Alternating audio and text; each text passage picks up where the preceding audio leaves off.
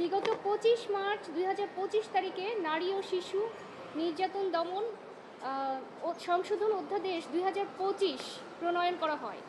এই অধ্যাদেশের 5 নং ধারায় 9 খ নামে একটি সেকশন ইনসার্ট করা হয়।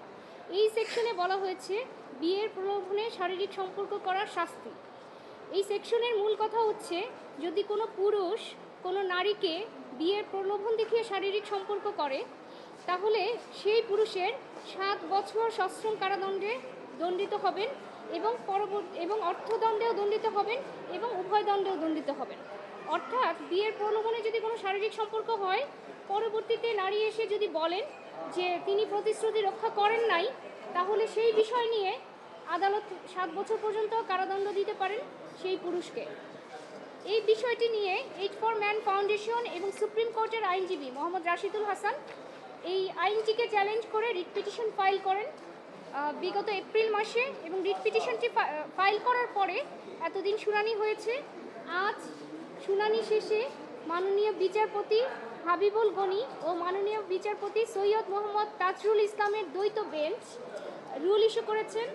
রুলের মূল কথাটা হচ্ছে যে এই যে নারী ও শিশু নির্যাতন দমন অধ্যাদেশ 2025-এর মাধ্যমে যে ইনসার্টেড যে সেকশন 9 খ, অর্থাৎ বিয়ের প্রলোভনে শারীরিক সম্পর্ক, এখানে যে পুরুষের যে শাস্তি বিধান রয়েছে 7 বছরের, এটি কেন অসাংবিধানিক নয় এবং কেন এটি স্ট্যাক ডাউন করা হবে না। জি, এই শাস্তি শুধুমাত্র পুরুষের ক্ষেত্রে প্রযোজ্য। অর্থাৎ কোনো পুরুষ যদি বিয়ের প্রলোভন দেখিয়ে শারীরিক সম্পর্ক করেন, বিয়ের প্রতিশ্রুতি দেন এবং পরবর্তীতে যদি দেখা যায় যে তিনি সেই প্রতিশ্রুতি পালন করছেন না, সেটিকে এই নারী ও শিশু নির্যাতন দমন অধ্যাদেশের মাধ্যমে শাস্তিযোগ্য অপরাধ হিসেবে চিহ্নিত করা হয়েছে এবং 7 বছরের কারাদণ্ডের বিধান রাখা হয়েছে। এবং এখানে একটা বিষয়, সেটা হচ্ছে যে এটা হচ্ছে একটা ডিসক্রিমিনেটরি সেকশন। অর্থাৎ প্রতিশ্রুতি কিন্তু যে কেউই না রাখতে পারে, নারীও না রাখতে পারে, পুরুষও না রাখতে পারে, কিন্তু শুধুমাত্র পুরুষের শাস্তির বিধান করা হয়েছে। এবং এখানে কিন্তু বিবাহিত অবিবাহিত কারো বিষয়ে আলাদা করে কিছু বলা হয়নি। এখন দেখা যেতে পারে যে একজন বিবাহিত নারী যিনি 2-3 সন্তানের মা, তিনিও দেখা যেতে পারে প্রতারণা করে আরেকজনের সাথে চলে গেছে, তারপরে বলবে আমাকে বিয়ের প্রলোভনে শারীরিক সম্পর্ক কেন করলো।